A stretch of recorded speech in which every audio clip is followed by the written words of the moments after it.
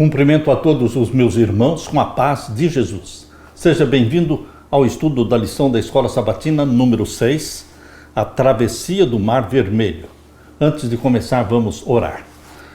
Pai querido que estás nos céus, na tua presença estamos como filhos e filhas, na busca da bênção do nosso Pai Celestial.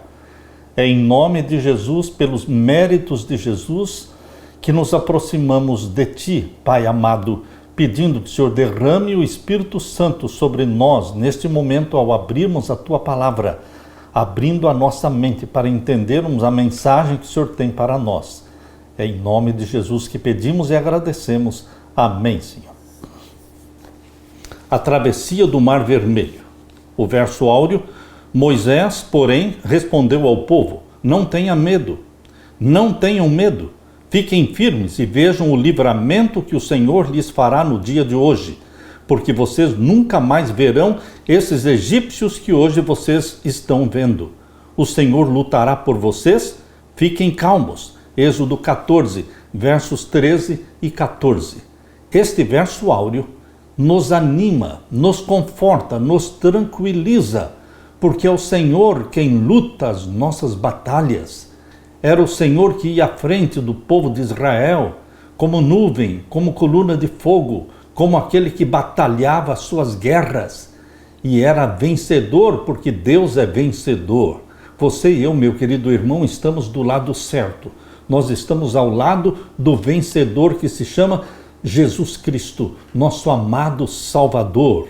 O Êxodo é a experiência mais impressionante e mais gloriosa do povo de Deus no Antigo Testamento.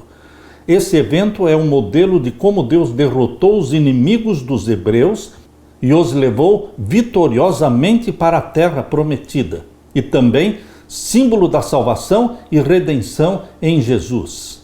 Do ponto de vista humano, os filhos de Israel estavam em situação desesperadora e até mesmo impossível. Eles não podiam se salvar por si mesmos. Se fossem libertados, teria que ser por um ato divino, miraculoso. O mesmo acontece em nossa condição hoje em relação ao pecado. Por nós mesmos não temos esperança. Precisamos de algo ainda mais espetacular do que o Êxodo. E nós temos este algo espetacular, que é a cruz do nosso Senhor Jesus Cristo, o que Ele fez por nós na cruz e o que Ele faz por nós hoje lá no santuário celestial. Os acontecimentos são extraordinários e de tirar o fôlego, desde a partida de Israel ali do Egito até o cântico de Moisés, os sinais e maravilhas e obras redentivas de Deus relatadas em Êxodo são o auge da história de Israel. Deus tem um clímax na história da salvação, e este clímax está no futuro, porque envolve você e eu, envolve esta última geração. Será o auge, será o clímax da libertação que Jesus Cristo fará do seu povo, dos seus remanescentes na terra, arrebatando-os para o céu. Bendito seja Deus! Todos esses eventos que Deus realizou com Israel no passado não se comparam com o que Cristo fez por nós na cruz do Calvário e também fará ainda por você e por mim agora na segunda vinda. Na segunda vinda gloriosa de Jesus Cristo, Ele fará algo mais espetacular e arrebatará a sua igreja, reunindo todos os filhos e filhas de Deus do passado, do presente, ressuscitando os mortos e arrebatando-nos como seres glorificados. Seremos arrebatados para o céu. Algo mais espetacular do que Ele fez no passado abrindo o Mar Vermelho. Meu querido irmão, você e eu estamos incluídos neste plano divino, neste sonho de Deus. Aleluia! Na parte de domingo, vão e adorem o Senhor. Finalmente, constrangido, amedrontado, o faraó consentiu. Vão e adorem o Senhor. Será que o faraó se converteu? Obviamente não. Na noite da Páscoa, o juízo divino alcançou os que não estavam cobertos pelo sangue. Quem não tinha o sangue na porta Estes foram vítimas do anjo destruidor que passou pelo Egito, matando todos os primogênitos que não tinham o sangue na porta. O sangue era sinal de proteção, de vida. Queridos, o sangue de Jesus Cristo é sinal de proteção na sua vida. Só o sangue de Jesus Cristo na minha vida, na sua vida, só o sangue de Jesus Cristo nos nossos filhos é que poderá nos libertar da morte eterna, libertar-nos para uma vida eterna em Cristo Jesus. Lá no Egito ninguém escapou de todos os egípcios que não creram no sangue do Cordeiro, independentemente da posição, educação, condição social ou sexo. A punição atingiu todas as famílias do faraó, até os escravos e até mesmo os primogênitos dos animais. O orgulho do Egito estava no pó. Abra sua Bíblia e vamos ler então Êxodo capítulo 12. Êxodo capítulo 12, vamos ler então os versos 31 a 36. Aqui diz: E chamou a Moisés e a Arão de noite e disse: Levantai-vos, saí do meio do meu povo, tanto vós como os filhos de Israel, e ide servir ao Senhor, como tendes dito. Levai também convosco vossas ovelhas, vossas vacas, como tendes dito, e ide e abençoai-me também a mim. E os egípcios apertavam ao povo, apressando-se para lançá-los da terra, porque diziam: todos seremos mortos.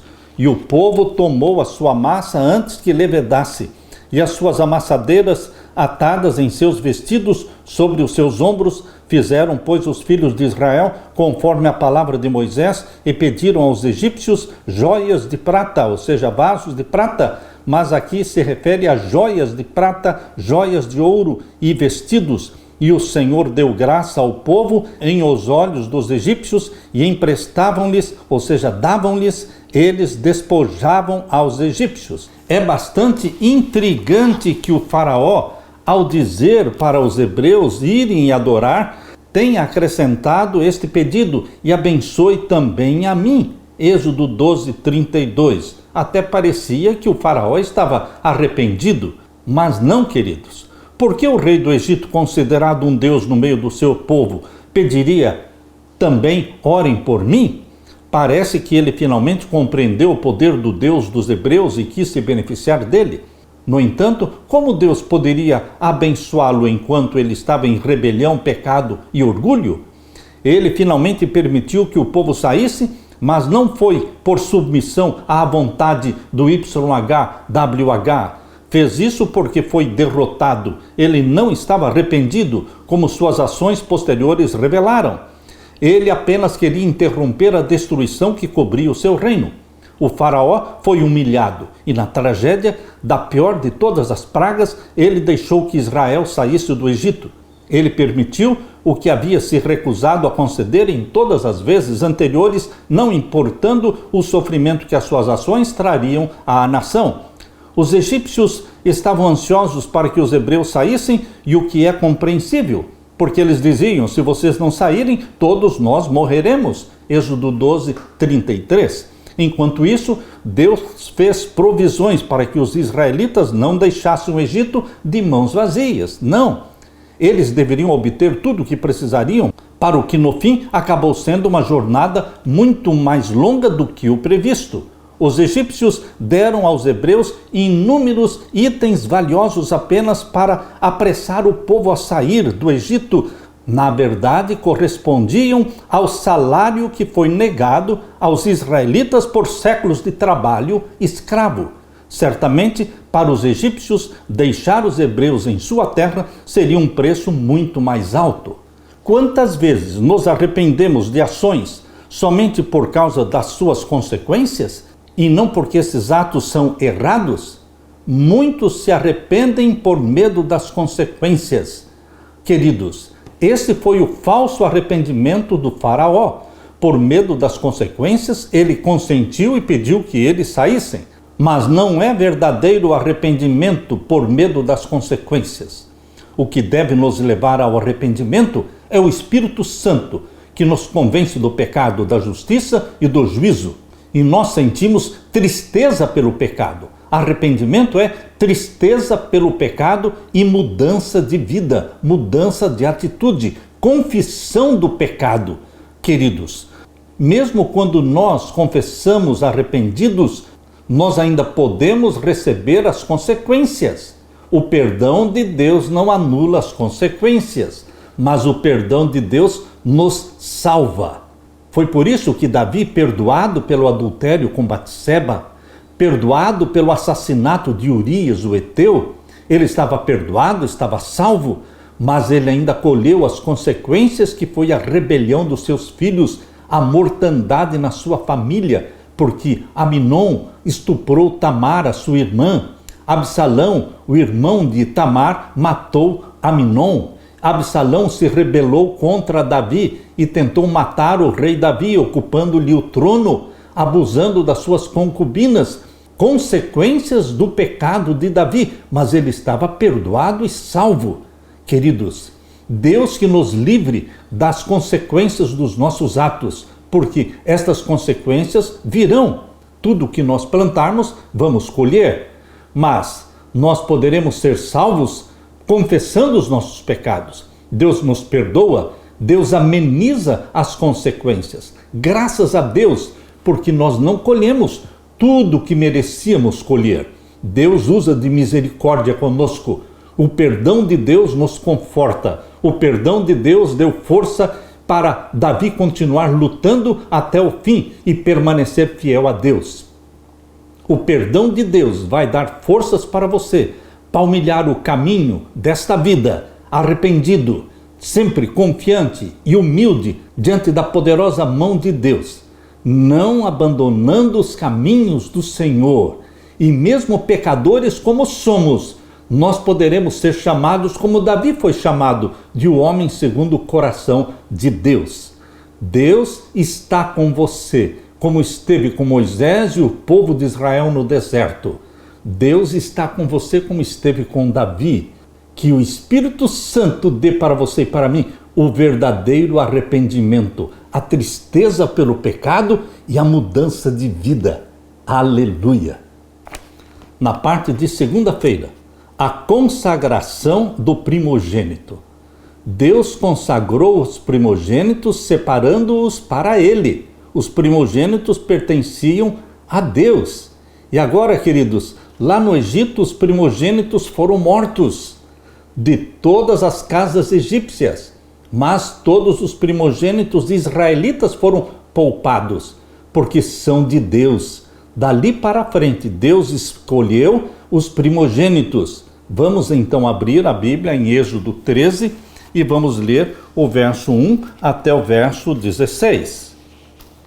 Aqui diz: Então falou o Senhor a Moisés, dizendo: Santifica-me todo o primogênito que abrir toda madre entre os filhos de Israel, de homens e de animais, porque meu é. Se Deus separou para ele todos os primogênitos, por que hoje ainda não praticamos este ensinamento? Porque Deus estabeleceu o dízimo, o santo dízimo. As primícias das nossas rendas pertencem ao Senhor. Aqui diz o capítulo 13 de Êxodo, verso 3. E Moisés disse ao povo: Lembrai-vos deste mesmo dia em que saístes do Egito, da casa da servidão, pois com mão forte o Senhor vos tirou daqui, portanto não comereis pão levedado.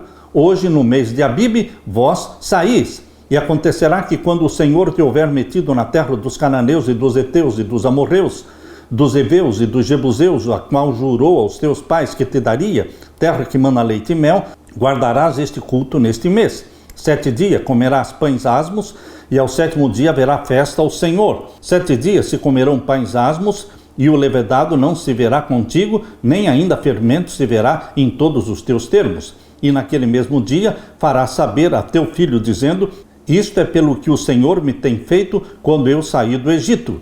E te será por sinal sobre a tua mão, por lembrança entre os teus olhos, para que a lei do Senhor esteja em tua boca, porquanto com mão forte o Senhor te tirou do Egito.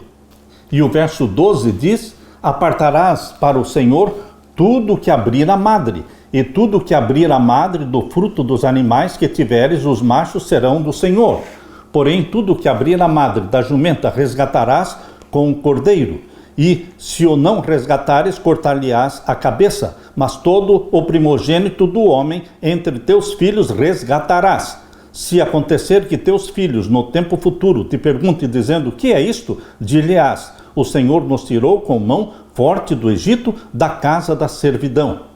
Os primogênitos israelitas foram poupados pela graça de Deus durante a praga da morte dos primogênitos no Egito. Por que o Senhor deu essa ordem? E o que significa ela para nós hoje?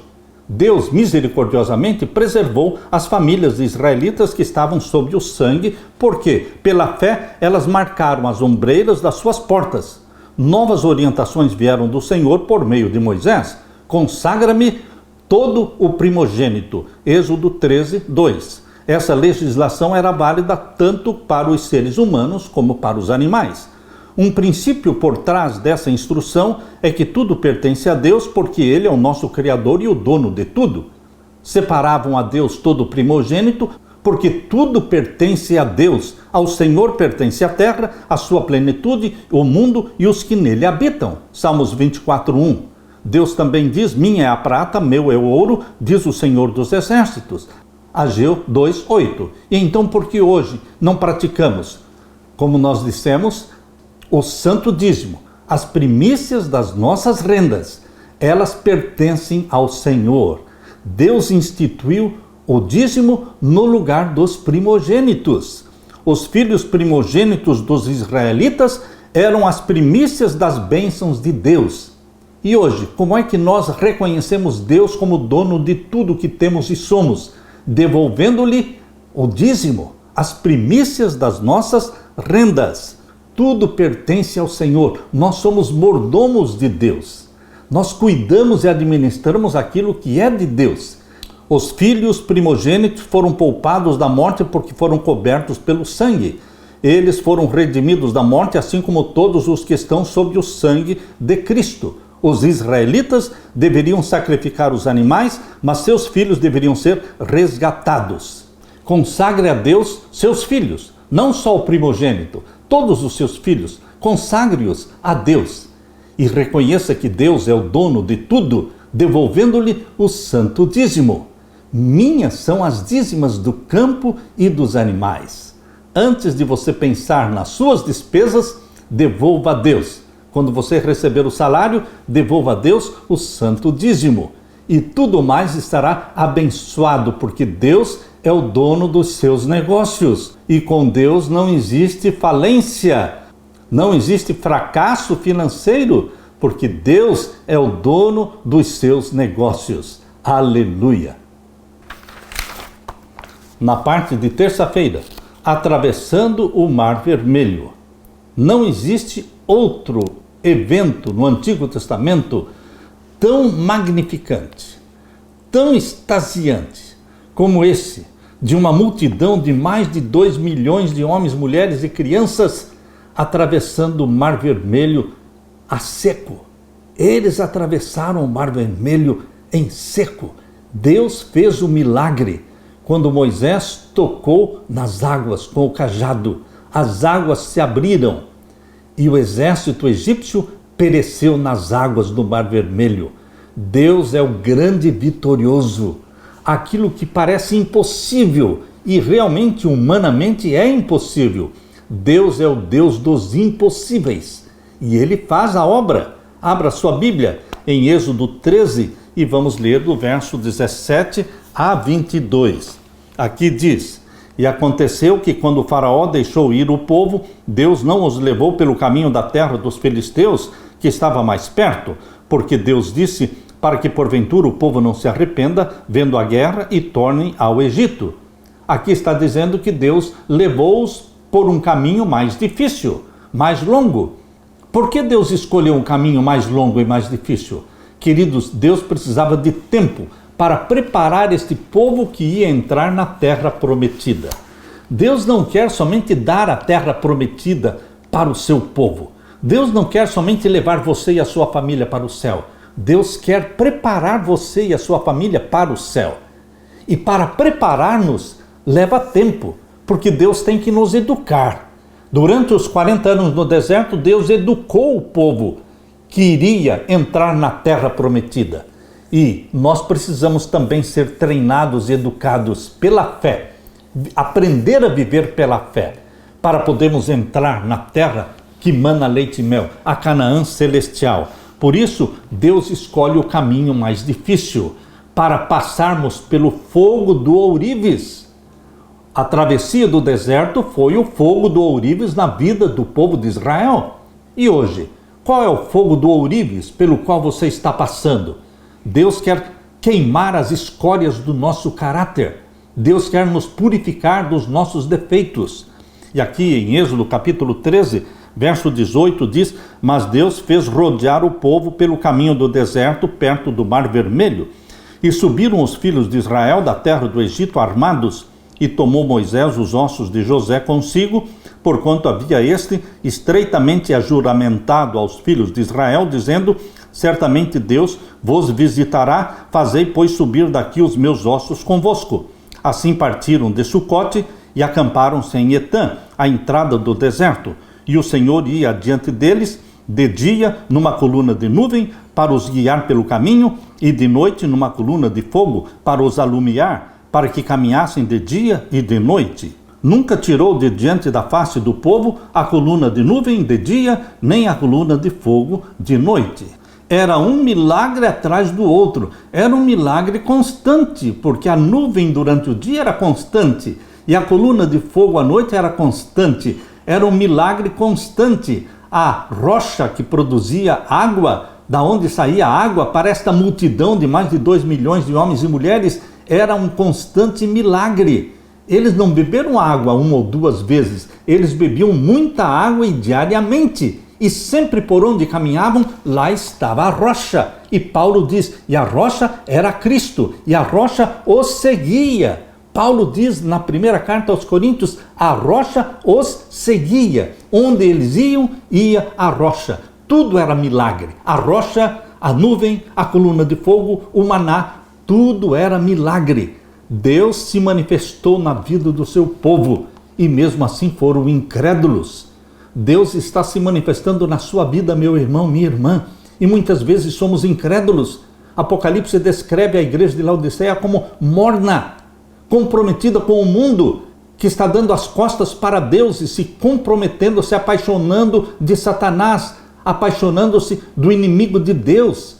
Depois de tantos milagres, de tantas maravilhas relatadas, hoje você conhece a história que o povo de Israel não conhecia naquele tempo. Hoje você pode ser mais fiel, por isso o remanescente fiel de Deus. Ele será escolhido desta última geração. Queridos, Deus quer derramar sobre você o Espírito Santo, para que habite em você, para que você seja templo do Espírito Santo. Seguindo as instruções de Deus a Moisés, os israelitas deixaram o Egito como um exército bem organizado, porque Deus é um Deus de ordem. Eles foram divididos em unidades e marchavam como um exército. Posteriormente, Balaão, isto está relatado em Números, capítulo 24, verso 2, quando Balaão olhou das colinas de Moabe e olhou para o acampamento de Israel, ele disse, acampado tribo por tribo. Era um povo organizado, porque Deus é organizado. Quando Israel saiu do Egito, Moisés levou consigo também os ossos de José. Êxodo 13, 19. Esse detalhe revela o cumprimento da fé que José teve nas promessas de Deus. José jamais perdeu de vista a terra prometida, mesmo vivendo no esplendor do Egito. Ele pediu que os seus ossos fossem levados para Canaã. José cria que Deus visitaria Israel no Egito e os levaria para a terra prometida, como havia jurado. Na chegada a Canaã, os ossos de José foram sepultados em Siquém. Josué 24, 32. A coluna de nuvem e a coluna de fogo foram os sinais visíveis da presença de Deus no meio do seu povo. O Senhor habitava na nuvem e falava de lá. Então o faraó revelou as suas motivações. Faraó não tinha se convertido, não se arrependeu nunca. Seu pedido da bênção divina foi uma farsa, também um engano em seu coração. Ele reuniu seu exército e foi atrás dos seus escravos fugitivos. Ele estava cego pelo pecado. Aqui diz, em Êxodo capítulo 14, versos 1 a 12. Aqui diz: então falou o Senhor a Moisés, dizendo: fala aos filhos de Israel que voltem e que acampem diante de Pi-Hairote, entre Migdol e o mar, diante de Baal-Zefon, em frente dele assentareis o campo junto ao mar. Deus intencionalmente disse que o povo deveria voltar e acampar. Acampar para que desse tempo para Faraó e o seu exército alcançar Israel. Intencionalmente Deus pediu para que Israel acampasse, não fugisse, não continuasse se movendo, mas acampados, parados, porque a nuvem parou e ali eles se acamparam. Enquanto isso, Faraó e o seu exército foi se aproximando. Então Faraó dirá aos filhos de Israel: estão embaraçados na terra, o deserto os encerrou. E eu endurecerei o coração de Faraó para que os persiga, e serei glorificado em Faraó e em todo o seu exército, e saberão os egípcios que eu sou o Senhor. E eles fizeram assim. Sendo, pois, anunciado ao rei do Egito que o povo fugia, mudou-se o coração de Faraó e dos seus servos contra o povo, e disseram: por que fizemos isso, havendo deixado ir Israel para que não nos sirva? E aprontou o seu carro, e tomou consigo o seu povo, e tomou 600 carros escolhidos,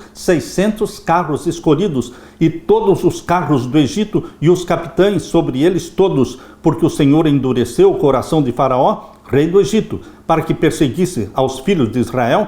Porém, os filhos de Israel saíram com alta mão, e os egípcios perseguiram-nos, todos os cavalos e carros de Faraó, e os seus cavaleiros, e o seu exército, e alcançaram-nos acampados junto ao mar, perto de Pi-Hairote, diante de Baal-Zefon. Alcançaram-nos quando eles estavam acampados. Por que estavam acampados? Porque Deus pediu para que eles ficassem parados ali, até que o exército de Faraó chegasse. Deus queria mostrar maravilhas, mostrar que Deus é Deus. E este YHWH, o Senhor dos exércitos, este é o Deus de Abraão, de Isaac e de Jacó, é o Deus de Moisés, é o meu Deus, é o seu Deus, meu querido irmão. Ele ainda faz maravilhas na nossa vida. E agora, na segunda vinda de Jesus, nesta angústia qual nunca houve, Deus fará ainda maiores maravilhas, porque Ele nos arrebatará do Egito do pecado para a Canaã celestial. E aqui diz, Êxodo 14, verso 10. E chegando Faraó, os filhos de Israel levantaram seus olhos, e eis que os egípcios vinham atrás deles, e temeram muito. Então os filhos de Israel clamaram ao Senhor, e disseram a Moisés: não havia sepulcros no Egito para nos tirares de lá, para que morramos neste deserto? Por que nos fizeste isto, que nos tens tirado do Egito? Não é esta a palavra que te temos falado no Egito, dizendo: deixa-nos que sirvamos aos egípcios? Pois que melhor nos fora servir aos egípcios do que morrermos no deserto. Meu querido irmão, Deus fez um milagre maravilhoso tirando o povo de Israel do Egito, através das 10 pragas. Mas o povo era duro de coração. Não era somente Faraó que tinha o coração endurecido. O povo de Israel tinha coração endurecido, porque eles se negavam a crer no Deus que fazia maravilhas. Como é o seu coração, meu irmão? Você ainda tem o coração endurecido? Você ainda murmura contra Deus, como esse povo murmurou, depois de ter visto tantas maravilhas? Tudo que dantes foi escrito para o nosso ensino foi escrito, para nós, para os quais os fins dos tempos é chegado. Quando os israelitas viram o exército do Faraó chegando, expressaram sentimentos que repetiriam outras vezes. Vejam as palavras que eles falaram.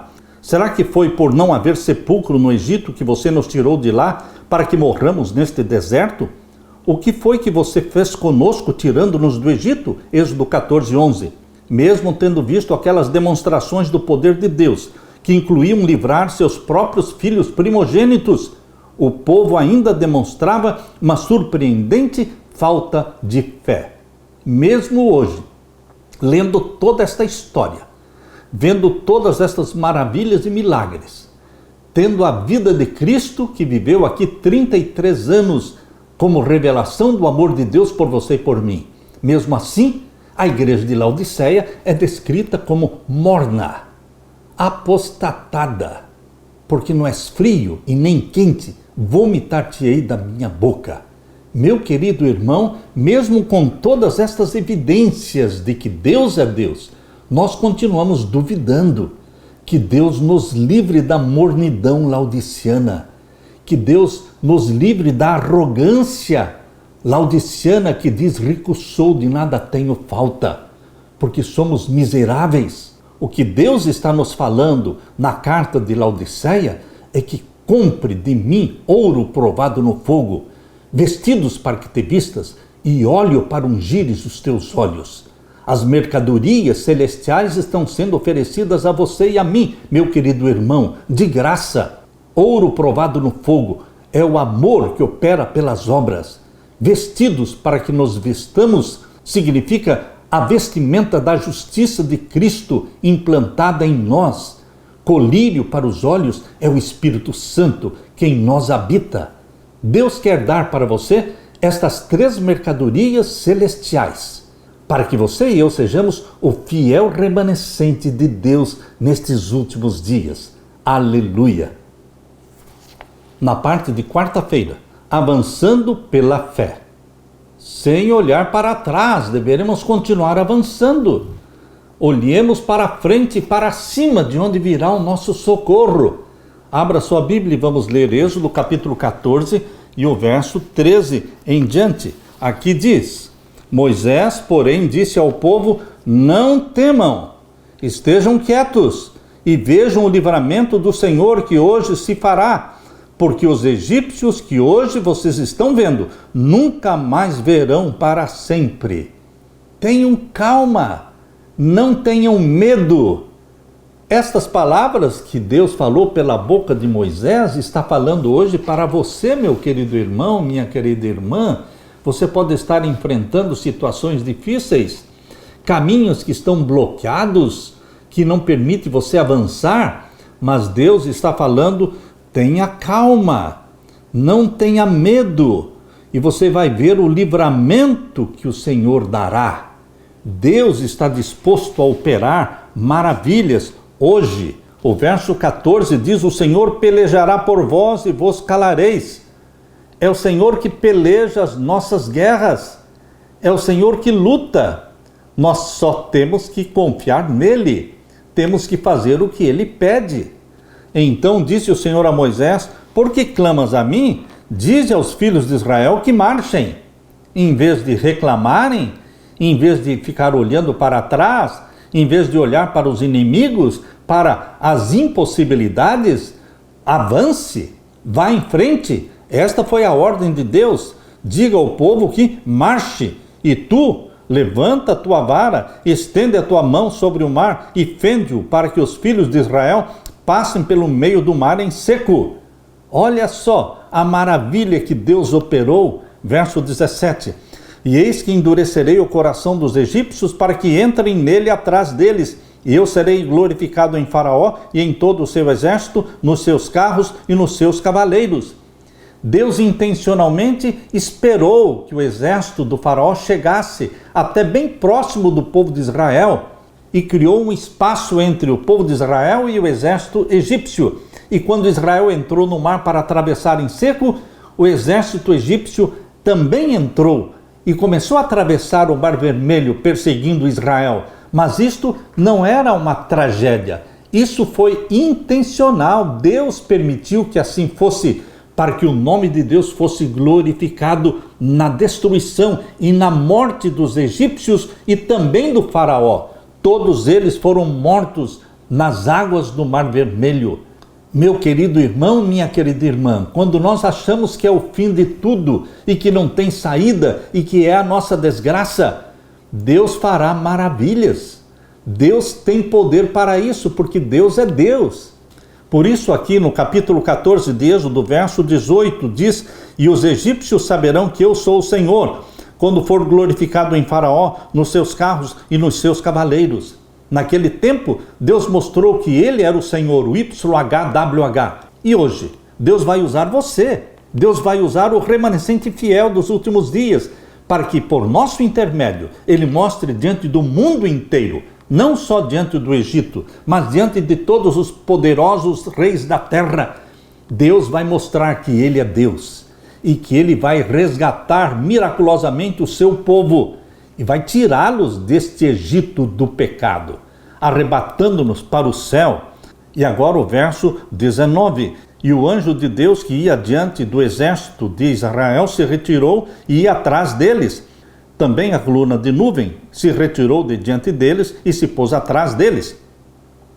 E ia entre o campo dos egípcios e o campo de Israel. E a nuvem era escuridade para aqueles, e para estes esclarecia a noite, de maneira que em toda a noite não chegou um ao outro. Então Moisés estendeu a sua mão sobre o mar, e o Senhor fez retirar o mar por um forte vento oriental toda aquela noite, e o mar tornou-se em seco, e as águas foram partidas. E os filhos de Israel entraram pelo meio do mar em seco, e as águas foram-lhes como um muro à sua direita e à sua esquerda. E os egípcios seguiram-nos, e entraram atrás deles, exatamente o que Deus queria que eles fizessem. Todos os cavalos de Faraó, os seus carros e os seus cavaleiros, até ao meio do mar. E aconteceu que, na vigília daquela manhã, o Senhor, na coluna do fogo e da nuvem, viu o campo dos egípcios e alvoroçou o campo dos egípcios, e tirou-lhes as rodas dos seus carros. Os carros começaram a quebrar, encalhar, e fê-los andar dificultosamente. Então disseram os egípcios: fujamos da face de Israel, porque o Senhor por eles peleja contra os egípcios. Os egípcios viram que era impossível, e que Deus estava lutando e vencendo a guerra. Verso 26, e disse o Senhor a Moisés: estende a tua mão sobre o mar, para que as águas tornem sobre os egípcios, sobre os seus carros e sobre os seus cavaleiros. Então Moisés estendeu a sua mão sobre o mar, e o mar retomou a sua força ao amanhecer. E os egípcios fugiram ao seu encontro, e o Senhor derribou os egípcios no meio do mar, porque as águas, tornando, cobriram os carros e os cavaleiros de todo o exército de Faraó que os haviam seguido no mar. Nem ainda um deles ficou. Mesmo Faraó morreu, sim, ele morreu nesta ocasião. Mas os filhos de Israel foram pelo meio do mar seco, e as águas foram-lhes como muro à sua mão direita e à sua esquerda. Assim o Senhor salvou Israel naquele dia da mão dos egípcios, e Israel viu os egípcios mortos na praia do mar. E viu Israel a grande mão que o Senhor mostrara aos egípcios, e temeu o povo ao Senhor, e creram no Senhor e em Moisés, o seu servo. Este povo viu e creu, mas era um povo tardio em crer, porque eles esperaram ver para depois crer. Porque viram, creram. Mas Jesus Cristo disse o contrário. Lembram-se Jesus lá em João capítulo 20, quando falou para Tomé: porque viste, creste, mas bem-aventurado aqueles que não viram e creram. Como você é? Você espera ver para crer? Ou você crê para ver? Aquele que crê verá a glória de Deus, meu querido irmão. Que Deus coloque você e a mim entre os que creem para ver. Não fique esperando ver para crer. Não fique esperando sentir-se perdoado para louvar a Deus pelo perdão. Quando você confessa o seu pecado, já agradeça pelo perdão. Quando você pede a Deus que cure, você já louva a Deus pela cura. Antes de se sentir curado, você louva a Deus pela cura. É assim que agem os que creem para ver. Que você e eu estejamos entre aqueles que em João capítulo 20 e o verso 29 cumprem as palavras de Jesus, que disse: bem-aventurados os que não viram e creram, porque se cremos, veremos a glória de Deus. Aleluia! Na parte de quinta-feira, o cântico de Moisés e Miriam. A Bíblia fala do cântico de Moisés e do Cordeiro, lá em Apocalipse capítulo 15, também em Apocalipse capítulo 14, nós vamos poder cantar o cântico de Moisés. Nós não estávamos lá no Mar Vermelho, naquela grande vitória de Deus, mas nós vamos poder cantar o cântico de Moisés e do Cordeiro, que é o cântico da vitória sobre o pecado. Queridos, o exército egípcio foi derrotado, ninguém sobreviveu, incluindo o faraó. Algumas pessoas têm dúvida de que se o faraó morreu lá naquele dia ou não, mas Salmo 136, abra sua Bíblia. No Salmo 136 vamos ler o verso 15. Aqui diz assim: mas derribou a Faraó com o seu exército no Mar Vermelho, porque a sua benignidade é para sempre. Derribou a Faraó com o seu exército no Mar Vermelho. Aqui está dizendo claramente que não foi só o exército, mas o Faraó e o seu exército foram derrubados no Mar Vermelho. Aleluia! Êxodo capítulo 15, verso 1 a 21. Abra sua Bíblia. Aqui está o cântico de Moisés e do Cordeiro. Vamos ler este cântico. Então cantou Moisés e os filhos de Israel este cântico ao Senhor e falaram, dizendo: cantarei ao Senhor, porque sumamente se exaltou, lançou no mar o cavalo e o seu cavaleiro. O cântico de Moisés é o cântico da vitória sobre o pecado, a vitória sobre os inimigos de Deus. Verso 2: o Senhor é a minha força e o meu cântico. Ele me foi por salvação, este é o meu Deus, portanto lhe farei uma habitação, ele é o Deus do meu pai, por isso o exaltarei. O Senhor é varão de guerra, o Senhor é o seu nome, é o YHWH, usado aqui para Senhor. O Senhor, ou seja, o YHWH é o seu nome. Lançou no mar os carros de Faraó e o seu exército, e os seus escolhidos príncipes afogaram-se no Mar Vermelho. Os abismos os cobriram, desceram as profundezas como pedra. A tua destra, ó Senhor, se tem glorificado em potência. A tua destra, ó Senhor, tem despedaçado o inimigo, e com a grandeza da tua excelência derribaste aos que se levantaram contra ti. Enviaste o teu furor que os consumiu como rastolho. Verso 9. O inimigo dizia: perseguirei, alcançarei, repartirei os despojos. Fartar-se-á a minha alma deles, arrancarei a minha espada e a minha mão os destruirá. Sopraste com o teu vento, o mar os cobriu e afundaram-se como chumbo em veementes águas. Ó Senhor, quem é como tu entre os deuses? Quem é como tu, glorificado em santidade, terrível em louvores, obrando maravilhas? Estendeste a tua mão direita, a terra os tragou. Tu, com a tua beneficência, guiaste a este povo, que salvaste com a tua força ou levaste a habitação da tua santidade. Verso 18, o Senhor reinará eterna e perpetuamente. Verso 19, porque os cavalos de Faraó, com os seus carros e com os seus cavaleiros, entraram no mar, e o Senhor fez tornar as águas do mar sobre eles, mas os filhos de Israel passaram em seco pelo meio do mar. Então Miriam, a profetisa, a irmã de Arão, tomou o tamboril na sua mão, e todas as mulheres saíram atrás dela com tamboris e com danças. E Miriam lhes respondia: cantai ao Senhor, porque sumamente se exaltou e lançou no mar o cavalo com o seu cavaleiro. Depois fez Moisés partir os israelitas do Mar Vermelho, e saíram ao deserto de Sur, e andaram 3 dias no deserto, e não acharam águas. Queridos, depois de um milagre tão grande, Deus fez com que o povo de Israel fosse provado mais uma vez, porque caminharam por 3 dias e não acharam águas. Mas, o que significava isso? Deus permitiria que esta multidão de mais de 2 milhões de homens e mulheres morresse por sede, sem água? Não. Se Deus os libertou do Egito, se eles passaram o Mar Vermelho em seco, é óbvio que Deus proveria o quê? Água. Mas o povo era duro de coração. Como eu disse, não era somente Faraó que era duro de coração. O povo de Israel foi duro de coração.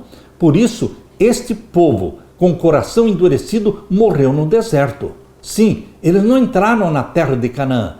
Todos os que saíram do Egito de 20 anos para cima morreram no deserto, com exceção de Josué e Calebe. Queridos, Deus quer preparar, antes de nos colocar na terra prometida, Deus quer nos preparar para a terra prometida, mudando o nosso caráter, para que deixemos de ser reclamões, murmuradores, que em nosso coração exista gratidão a Deus, reconhecimento de que Deus é Deus. Queridos, esse cântico louva o Senhor porque Ele é um guerreiro poderoso que derrotou aqueles que se opuseram ao seu povo. Moisés desenvolveu pessoalmente esse tema, enfatizando que o Senhor, seu Deus, também era a sua força, o cântico e a salvação. Ninguém é igual a Ele, glorificado em santidade, terrível em feitos gloriosos, que opera maravilhas. Êxodo 15, 11. O cântico de Moisés está centrado em Deus, em quem Ele é e o que Ele está fazendo. O Senhor é exaltado, louvado e admirado por sua obra extraordinária em favor do seu povo. Gratidão e adoração são resultados naturais da bondade de Deus para conosco. Apreciar o seu amor é o requisito essencial de uma vida espiritual poderosa. O amor inabalável de Deus é especialmente enfatizado e exaltado porque ele guiará o povo que redimiu e os conduzirá para a sua santa habitação. Moisés predisse que Deus estabeleceria o santuário no monte da sua herança, apontando para Sião e o templo de Jerusalém. Em Apocalipse 15, versos 2 a 4, os redimidos entoam o cântico de Moisés e o cântico do Cordeiro. É o cântico da vitória sobre o pecado. Em Apocalipse capítulo 14 diz que ninguém cantará este cântico como os 144 mil, porque ninguém terá uma experiência igual a dos 144 mil. Por isso eles cantam o cântico de Moisés e do Cordeiro de uma forma diferente. Mas todos os salvos cantarão o cântico de Moisés e do Cordeiro, porque é o cântico da vitória deles sobre o pecado. Mas não cantarão da forma como os 144 mil cantam. Queridos, todos nós vamos cantar, tanto os 144 mil sobre o monte de Sião, Apocalipse 14, verso 1 e 2, como também o povo, a grande multidão resgatada pelo sangue de Jesus Cristo, cujo número ninguém podia contar. Em Apocalipse capítulo 15, verso 1 e 2 e 3, ali fala que todos cantarão o cântico de Moisés e do Cordeiro. Esse é o cântico da vitória sobre o pecado. Você consegue imaginar como soará no céu o louvor a Deus por seus grandes e maravilhosos feitos, seus juízos justos e verdadeiros, seus atos justos, a sua santidade? Observe a última frase do cântico. Por isso, todas as nações virão e se prostrarão diante de ti, porque os teus atos de justiça se fizeram manifestos. Apocalipse 15, 4. Quando todos os juízos de Deus tiverem se revelado, especialmente os juízos sobre o mal e a opressão que por milênios ficaram impunes, então os redimidos de todas as nações louvarão a Deus por esses juízos. E você e eu estaremos entre os salvos, cantando o cântico de Moisés e do Cordeiro. Aleluia, meu querido irmão.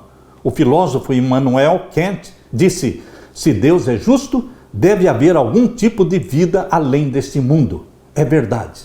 Deus é justo e existe uma outra vida diferente da vida deste mundo. Porque sabe, meu querido irmão, minha querida irmã, a vida neste mundo não é justa. Não é justa. Se você fica revoltado contra as injustiças, realmente, a vida aqui é injusta. Mas deve haver, e certamente existe, um outro lugar onde a vida é justa, onde vai prevalecer a justiça de Deus. Porque é isso que diz na carta de Pedro. A segunda carta de Pedro, capítulo 3, e o verso 13 diz assim: mas nós, segundo a sua promessa, aguardamos novos céus e a nova terra, em que habita a justiça. Nós aguardamos o novo céu e a nova terra. Esta é a terra prometida por Deus para você e para mim, onde habita a justiça. Como disse Immanuel Kant, se Deus é justo, deve haver algum tipo de vida além deste mundo. Existe sim o novo céu, a nova terra, onde habita a justiça de Jesus. Diz 2 Pedro 3,13. Meu querido irmão, é para lá que nós estamos indo. É esta nova terra, o novo céu que nós estamos aguardando. A vida aqui não é justa, mas Deus é justo. E Deus nos cobre com a vestimenta de justiça de nosso Senhor Jesus Cristo. Por isso, na oferta que ele faz para a igreja de Laodiceia, ele diz que te vistas de vestidos brancos, que são a justiça de Cristo. Deus quer dar para você o ouro provado no fogo, que é amor, que opera pelas obras. Vestidos brancos, que são a justiça de Cristo. E colírio para os teus olhos, que é o Espírito Santo. O Espírito Santo sendo derramado sobre você, meu irmão. Você sendo o templo do Espírito Santo para todo sempre. Antes do fechamento da porta da graça, nós somos revestidos e batizados pela chuva serôdia do Espírito Santo. E após o fechamento da porta da graça, continuamos sendo cheios do Espírito Santo para nunca mais deixarmos de ser templos do Espírito Santo. Por isso viveremos à vista de um Deus santo, sem pecar. Por quê? Fomos batizados pelo Espírito Santo, selados pelo selo do Deus vivo. Nós estamos caminhando para a terra onde mana leite e mel. A nova terra, o novo céu, onde habita a justiça de Deus. E você e eu estaremos lá. Aleluia, aleluia. Deixe-me orar com você.